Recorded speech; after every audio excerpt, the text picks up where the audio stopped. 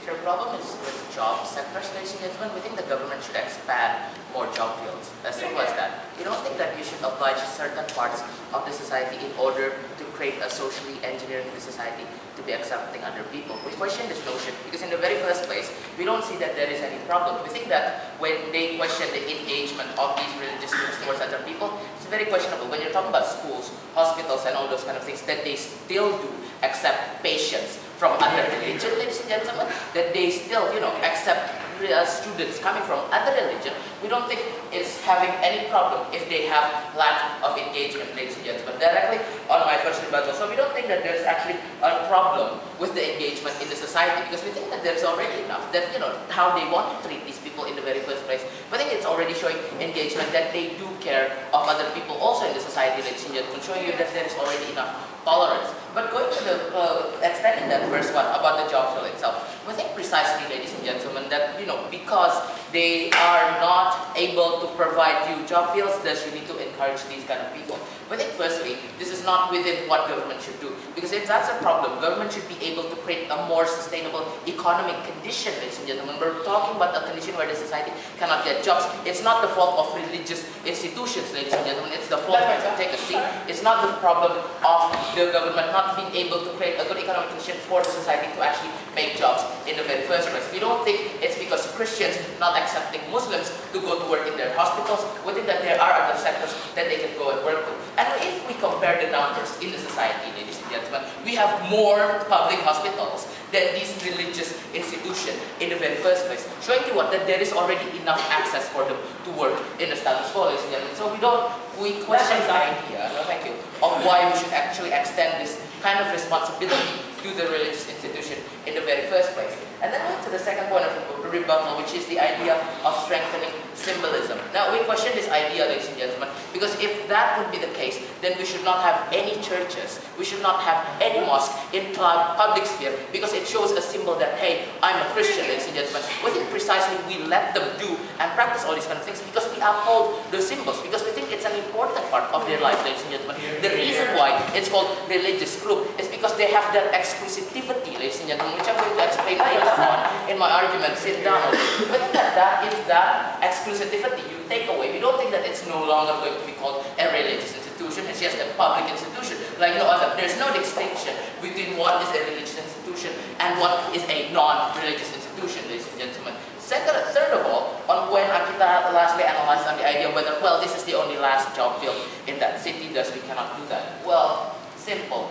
Create more job fields in that city, right? First of all, if that's your problem. But second of all, if that is your problem, we think that even if they are in that need dire of people, they're going to actually recruit these people, right? Because you're talking about remote places where they might have small number of doctors and you only have Muslim doctors and you need to save more lives. We think they're going to prioritize saving lives instead of just not recruiting Muslims. We think that's a shameful if they don't do that. Second point of all, I'm going to be talking about two major things in my argument today. Firstly, I'm going to be talking about why this is not within the public purpose to actually engineer the society by taking away my exclusivity to practice my religion. Second, I'm going to be talking about why this is an ineffective form of creating tolerance in the society. Going with the first one, why this is not within the interest of creating, my exclusivity in practicing religions. Look, why the government allows us to have religion is so that we can exercise it, right? But we exercise it in our private sphere, ladies and gentlemen.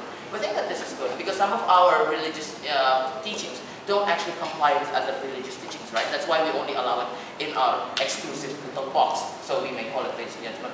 But also the idea of why you want to have religion in the very first place is because the idea of you together with the person who is the same, religion with you, the idea of brotherhood in the very first place. We think that this is actually the basic notion of religion, the togetherness of the people. And I think it's actually okay if you don't reach that kind of idea because you need to exercise, because you have that exclusivity joy of having many people doing the same things with you. We think that their proposal is going to limit more the idea of practicing our religion, because in the very first place, the government has only limited us to practice our religion in specific places, right? Maybe only in churches, maybe in only your house. When the government even limits that more, when you cannot make your own organization, ladies and gentlemen, we think that it's shameful to your religion idea, because in the very first place, ladies and gentlemen, the idea of daily interaction in the society is already enough for you to actually tolerate with each other. We don't think that there is a sense where you need to curb down more in a condition where they cannot do anything just on the basis of their religion. We think when it's already in their private sphere, in their own notion, we think it's fine to do it. Because it's actually within the idea of religion itself to actually gather with other people. And the government cannot sacrifice this because it's really important for them, ladies and gentlemen. Second point of argument is why we think this is going to be ineffective. Alright, let's analyze. They've never characterized what kind of society that we live in. So we're going to assume that we actually live in a liberal democratic country, per se, ladies and gentlemen. And we think that in those kind of cases, we already have enough tolerance. Why? We think that our society, when they live together, right, we've already heard the notion of private sphere in my last argument, where people actually practice their religion in their daily lives, so they don't actually create infringement in the public sphere. We think that when they want to do this, the tolerance in the society is already strong enough. Why? Because they're trying to create an objective goal in the very first place, right? So if you go in a workplace, you need to do the same project with other people. We think that those kind of strong bonds are already strong enough to actually make you and cooperate with other people, ladies and gentlemen, without forcing them to do these kind of conditions. But there's an even higher goal rather than that, ladies and gentlemen. The idea why they cooperate together also is because they need to maintain social order in the very first place, right? We think that this inherent goal, ladies and gentlemen, for them to be able to live peacefully is already a strong enough bond for them, ladies and gentlemen, to actually work together. And we don't need this policy. With their policy, it's going to create more what? It's going to create, it's going to create a redundancy of policy, because you don't need unnecessary policy to promote certain values that already exist in the society. I think this is a waste of money, especially when we see the characteristic of countries now that are doing austerity. For example, because we have crisis in Europe and in America, we don't think that this is a necessary policy when we're doing right now, ladies and gentlemen, because we already have successful conditions and we don't have the capital to do so, ladies and gentlemen. It's already 6 But also, rather than that, it's going to be even more harmful, in a nutshell, that these people aren't capable to do so, ladies and gentlemen, because it's going to be unsustainable in the very first place, because you're relying on the idea of money in the very first place. So if you take away the money, then people aren't going to be accepting the people to go in the jobs in the very first place. And I think that this is going to be harmful, because the idea when you judge religion is only how much money I'm being given to other religion, and I'm going to value other Christian people just as the amount of number of those money. And we don't think that this is how we value other religion, ladies and gentlemen. We don't value on the basis of money. This is why we believe that this proposal is ineffective. What is our position shown to you? We've shown you that this is the clear characteristics on why we should do this. This is exclusive for the rest. Second of all, we've shown you that this is a redundant policy, and it's actually going to create unsustainability in the future. For the idea of religion and exclusivity, we will give our position.